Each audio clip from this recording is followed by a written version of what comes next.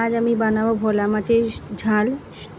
তো এই ভোলা মাছের ঝাল বানাবার জন্য আমি এখানে প্রথমে মাছটাকে ভালো করে কেটে ধুয়ে নুন হলুদ মাখিয়ে ভেজে নিয়েছি।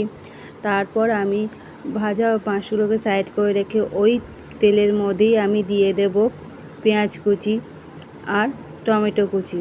পেঁয়াজটা যখন একটু হালকা ভাজা হয়ে আসবে তখনই আমি কিন্তু টমেটো দেব, একসাথে টমেটো আমি দেব না। আর এই মাছের ঝালটা বানাবার জন্য আমি দিয়েছি কিন্তু এখানে সর্ষে আর কাঁচা লঙ্কা, এই দুটোকে আমি বেটে নিয়েছিলাম।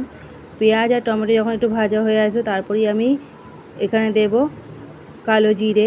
তারপর আমি দিয়ে দেব এর মধ্যে সর্ষে বাটা আর আদা রসুনের পেস্ট, আর দেব এর মধ্যে নুন হলুদ আর গুঁড়ো লঙ্কা দিয়ে ভালো করে আমি একটুনি ভেজে নেব।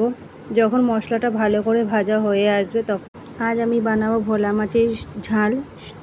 তো এই ভোলা মাছের